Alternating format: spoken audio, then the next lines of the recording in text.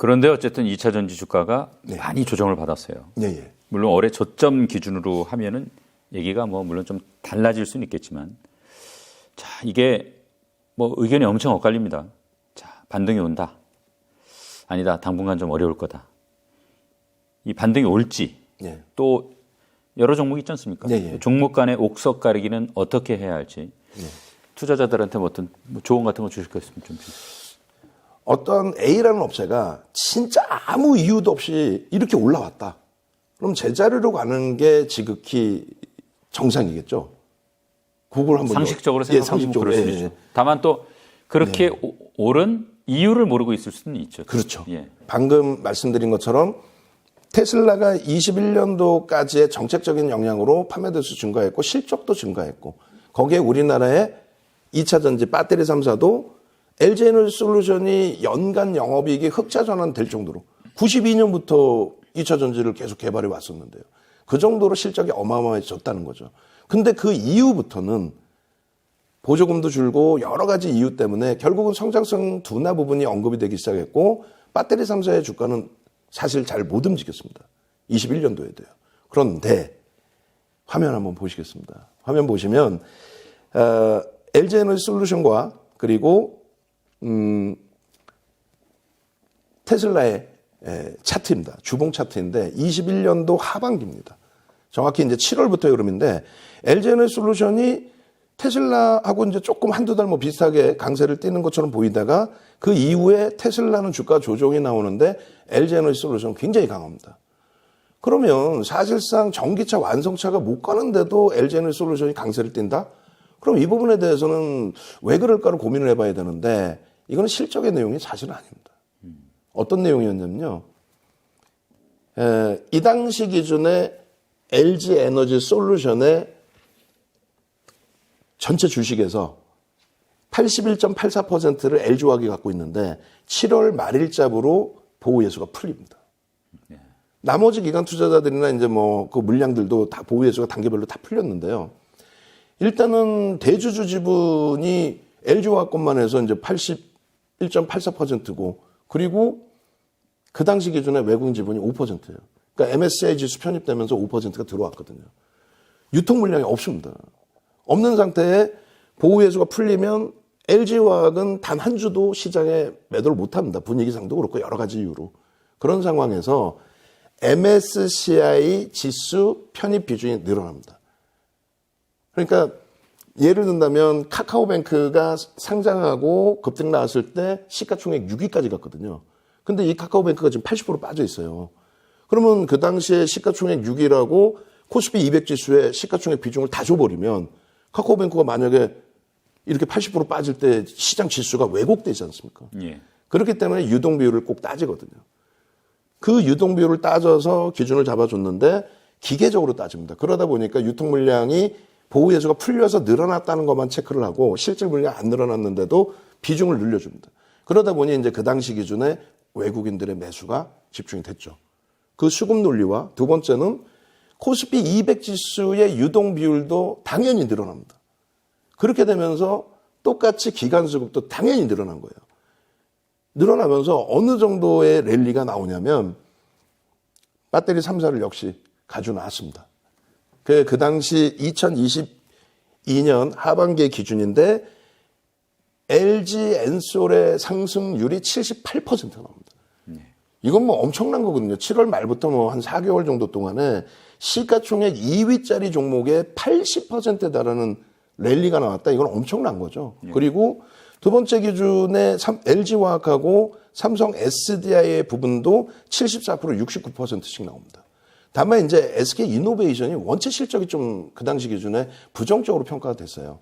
그렇게 되면서 이제 SK이노베이션 못 갔는데 LG화학과 삼성 SDI의 그러니까 뭐 이 시가총액으로 따지면 2위, 시가총액 그리고 5위, 6위였거든요.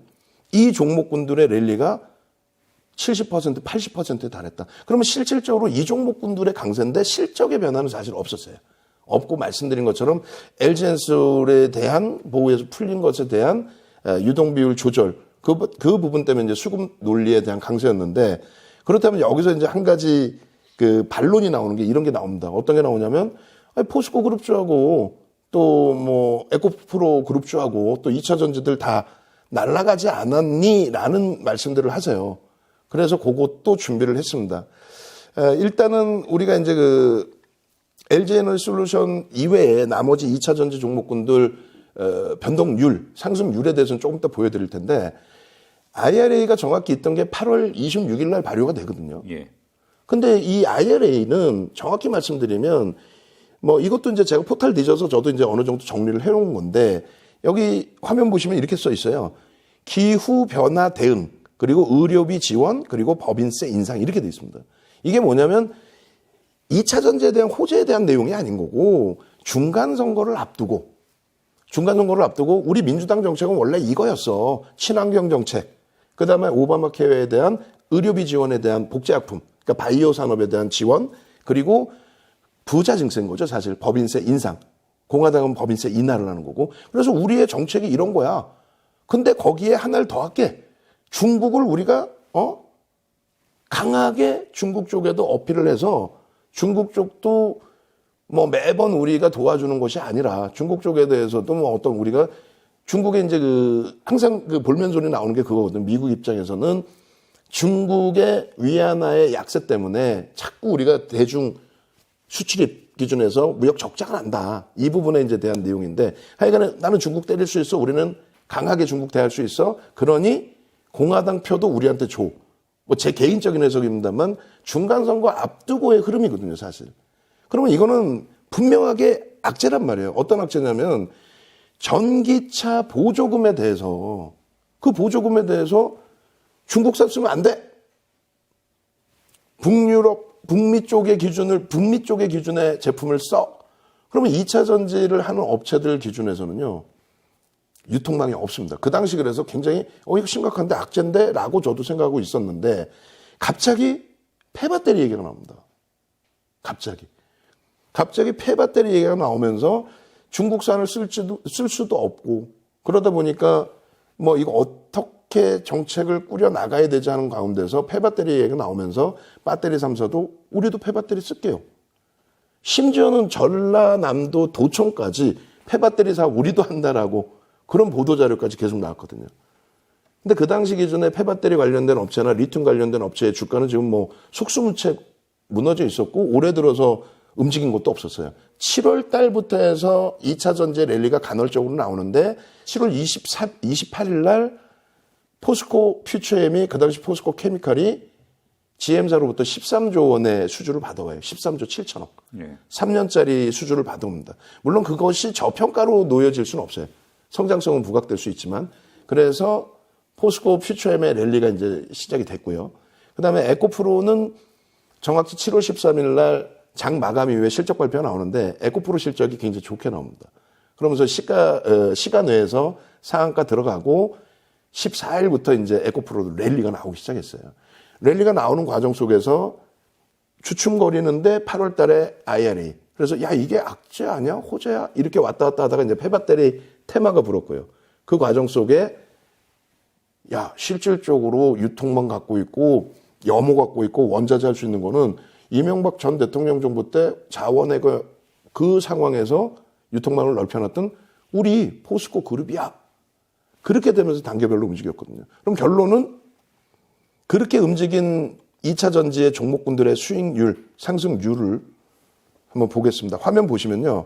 지금 굉장히 길게 말씀드렸는데 결국은 22년 하반기에 랠리가 나왔다 하는 종목은 이렇게 딱 나뉘어져 있어요. 나뉘어져 있는데 포스코 그룹주들 보시면 포스코 홀딩스 45%뿐이 못 올랐습니다. 시가총액은 당연히 그 당시에 22 수준이었고요. 그러면은 배터리 3사가 아니라 LG에너지솔루션, LG화학 그리고 삼성 SDI 시가총액 2위, 5위, 6위보다 못 움직였고요. 두 번째 기준에 에코프로 BM도 37%뿐이 못 움직였습니다. 실질적은 에코프로 BM이 개선이 된 건데 지주사인 에코프로가 시가총액이 좀 더 가볍죠. 1조 7천억. 그 종목이 137%인데 이 부분에 있어서의 뭐 폐배터리 테마 이런 테마 형식이 강했던 거지 실적 개선 부분 제한적이었습니다. 그리고 포스코 퓨처엠은 말씀드린 것처럼 그나마도 13조 7천억이라는 7월 28일 날 GM사로부터의 수주가 있었고 그다음에 폐배터리의 문제가 아닌 실질 그 북미산 제품을 써야 된다면 유통망을 갖고 있는 거는 결국은 우리다. 우리의 기준이다. 근데 그 상승률이 138%였다는 거예요. 그러니까 결론적으로 이게 실적 때문에 움직임이 나왔다면 올 초까지 해서 보통 이 종목군들이 30에서 50% 빠집니다. 작년 하반기 고점 찍고 10월, 11월 고점을 찍고 올 초까지 30에서 50% 빠지거든요. 그렇다면 그거는 실적의 성장성의 영향이 아니었다는 거죠. 그러면 작년에 하반기에 오른 거는 제가 판단할 때는 뭐 솔직히 아무런 이유가 없었다. IRA 효과도 아니었고 페바테리는 제가 볼 때는 좀 말이 안 되는 내용이고 그리고 결론적으로 종목별로 그 상승률이 오히려 시가총액 2위, 5위, 6위 LG엔솔, LG화학, 삼성 SDI가 더 강했다. 그럼 올해를 이제 마지막으로 보여드릴 건데 올해의 기준은 화면 보시면 이제 실적을 한번 갖고 나와봤어요. 그래서 갖고 나와봤는데 에코프로하고 에코프로 BM하고 포스코 퓨처엠이거든요. 요 세 종목에 대한 이제 그 영업이익 컨센서스입니다. 그리고 실적이 나온 게 있고 이제 앞으로의 실적 전망치가 있는 건데 보시면은 실적 전망치 컨센서스 자체가 다 안 좋아요. 실적 자체도 안 좋았고 그러니까 실적이 뭐 엄청나게 증가한 것도 없고요. 시가총액들이 7월 26일 날 기준으로 해서 에코프로가 40조를 넘깁니다. 그리고 에코프로 BM이 56조까지 올라왔거든요. 그러니까 두 종목 합산해서 96조, 97조까지 올라갔는데 지금 보시면 실적이 사실상 이건 아니거든요. 그리고 포스코 퓨처엠도 시가총액이 7,750만 주 곱하기 70만 주 수준까지 올라왔으니까 대략 한 55조 이렇게 올라왔는데 실적의 어떤 뭐 급격한 증가나 이런 건 이 분기 실적인데 전혀 없습니다. 그런 상태에서 올해는 뭐 저조차도 얘네들이 이 그 업체들이 왜 움직였는지에 대한 설명도 어려워요. 다만 상상을 초월하는 거래가 터졌습니다. 상상을 초월하는 거래가 터지면서 움직이는 않는데 자 상승률 그 보시면 이렇게 돼 있어요. 첫 번째 이제 에코프로가 14배 올랐고요. 저점 대비해서. 그리고 에코프로 BM이 548%인데 그러면 예전에 정상적으로 제가 볼 때 정상적인 랠리 테슬라가 갈 때 배터리 3사 갔을 때 SK 이노베이션의 500%의 상승. 그리고 나머지 이제 포스코 홀딩스나 포스코 퓨처엠인데요. 이 두 종목이 지금 원체 급락을 해 있기 때문에 이 상승률이 아닙니다. 그러면 하이닉스의 실적을 좀 이따 말씀드리겠습니다만 하이닉스의 올해 상승률이 80% 정도 나왔어요. 그럼 전체적으로 종합을 다시 해드리면은 잘 우리가 생각해 본다 했을 때 2차 전지 했지만 결국은 에코프로 이외에는 없었다는 거죠. 에코프로 이외에 포스코 그룹주들도 움직였지만 결론적으로 포스코 그룹주 물론 뭐 100%, 200%였지만 정상적인 2020년도에 테슬라의 랠리 속에 시가총액 뭐 7위였던 3위까지 올라간 LG화학의 350% 상승률이나 이런 거하고 비교했을 때는 제한적이잖아요. 그러니까 에코프로 신도름 때문에 그런 거지 실질적으로는 좀 제한적인 부분이 있었다. 그래서 씁쓸하지만 이제부터 이제 제일 중요한 거죠. 이제 시청자분들께서 가장 궁금해하시는 거. 하나는 이제 반등이 나오냐. 가지고 계신 분들 입장에서 반등이 나올 거냐. 또 한 가지는 낙폭과대주들 V자 패턴으로 V자형으로 반등이 나온다면 이런 종목 사야 되는 거 아니냐. 이 두 가지 관점인데 똑같죠. 사실은 반등이 나올 거냐 이 기준. 제가 감히 말씀드린다면은 아무런 이유 없이 올라간 종목 또 프리미엄이 너무 높게 형성된 종목의 하락은요. 반등이 거의 제한적입니다. 안 나옵니다. 그리고 여기서 죄송스럽지만은 추가적으로 50% 이상 더 밀리더라도 뭐 에코프로의 기준에 지금 뭐 70만 원 이탈되긴 했습니다만 올 1월 말의 종가가 12만 2,800원이었거든요. 그때 대비 실적 개선된 거 하나도 없잖아요. 없고 정책적으로 지금 보조금 다 줄어들었죠. 그리고 공화당 쪽에 조금이라도 포인트가 앞서 나가고 있고 정책이 바뀔 수도 있고 그러면 다시 그 자리로 와도 제가 생각할 때는 이상할 게 없다는 거예요. 그래서 그것도 자료를 준비했습니다. 화면 보시면 뭐 가장 최근 내 종목도 있고 여러 가지가 있는데요. 그냥 보시기 편하시게 종가 선 차트를 갖고 나왔는데요. 카카오, 네이버, 셀트리온, LG생활 건강입니다. 근데 카카오 같은 경우 지금 뭐 한 70% 빠져 있나요? 저도 퍼센테이지를 지금 정확히 모르겠습니다. 근데 전부 60에서 80% 빠진 건데 이 기준은 네이버가 시가총액 3위까지 올라왔었고요. 카카오는 장중에 일시적으로 하이닉스 시가총액을 넘겼었어요. 그래서 시가총액 2위까지 올라간 이후에 하락률인데 보시는 것처럼 이렇다 할 반등이 없습니다. 그리고 셀트리온도 잘 아시다시피 시가총액 3위를 했던 종목인데 결국은 지금 60% 밀려 내려오는 동안의 흐름에서 반등이 없습니다. LG 생활건강도 지금 80% 가까이 밀려 있어요. 근데 20조가 넘던 시가총액에서 밀려 내려오면서 이렇다 할 반등함은 없었습니다. 마찬가지로 우리가 그 시젠이라든가 신풍제약 또 지금 화면 다시 나오는 SK 바이오사이언스 또 카카오뱅크 또 위메이드 그러니까 프리미엄이 너무 크게 붙어있던 종목은 시가총액 3위까지 올라왔던 그런 종목군들조차도 미끄러져 내려올 때 자꾸 고점 대비해서의 반등률을 계산하시는데 아닙니다. 고점 대비해서 밀려 내려오고 반등이 일시적으로 있었잖아요. 있었던 마지막 고점이 다시 고점이 돼서 하락률을 따지셔야 되는데 자꾸 먼 그림만 보셔서 낭패를 보시는 경우가 많습니다. 그래서 결론은 반등을 기대할 수 없다. 그리고 에코프로의 마지막 월봉 차트, 이 봉 차트인데요. 월봉 봉 차트 보시면서 하나만 딱 기억을 하십시오. 제가 제 머릿속에 있는 내용들을 말씀드릴 거예요. 에코프로가 하루에 7월 26일 날 하루에 거래가 터진 부분이 거래대금 기준입니다. 거래량은 아무 의미가 없습니다. 거래대금 기준이 4조 원을 넘겼습니다. 그리고 에코프로 BM이 거래대금을 5조를 넘겼습니다. 포스코 퓨처엠이 하루 거래대금이 3조 원대를 넘겼습니다. 근데 제일 중요한 거는 포스코홀딩스가 8조를 넘겼거든요. 근데 오늘은 정확히 모르겠습니다. 오늘은 제가 마감 시황을 다 못 보고 왔는데 어제 기준에, 그러니까 최근 기준에 하루에 코스닥 시장과 유가증권 시장의 하루의 거래대금이 8조가 안 나옵니다. 포스코홀딩스 한 종목이 8조입니다. 근데 그게 어느 기준이 되냐면 우리나라 역사상 종목 하나가 8조 이상 터뜨린 거는 삼성전자 한 종목입니다. 8조 3천억 21년 1월 11일 날. 그게 최고점이고 꼬리 달리고 그날 이후로 조정입니다.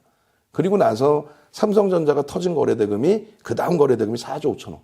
그 이후로는 3조를 넘겨본 적도 없어요. 근데 시가총액 8분의 1짜리 포스코홀딩스가 8조를 터뜨리고 양봉이었으면 좋았을 건데 그냥 꼬리 달고 무너져 내렸죠. 그 고점을 넘기는 거는요. 수십 년 동안의 윤정도 얘기가 아니라 수십 년 동안의 기준에 모든 기술적 분석에서 거래가 터지고 돌린다, 거래가 터지고 꺾인다, 그건 최고점, 최저점이거든요. 그러면 그 고점을 넘기려면 최소 8조 원의 70%, 제 계산 방식입니다만 5조 이상 6조가 넘겨져야 돌릴 수 있어요. 그럼 지금 에코프로도 돌린다면은 최소 범위의 기준에서 4조 원의 거래대금 대비해서 70%는 넘어서 줘야 돼요. 그 고점을 넘기려면. 난 필요 없다. 그 고점 필요 없고 지금 당장의 반등을 원한다. 그럼 거래대금 최상위 10위 안에 5위 안에는 들어와야 됩니다. 그렇지 않으면 말 그대로 가격 반발력 일부뿐이 볼 수가 없다. 그래서 이 중에서도 그나마도 무조건적으로 난 꼭 보겠다 하시면은 그나마 포스코 퓨처엠 정도가 상대적으로 그래도 명분이 있다라는 거고요.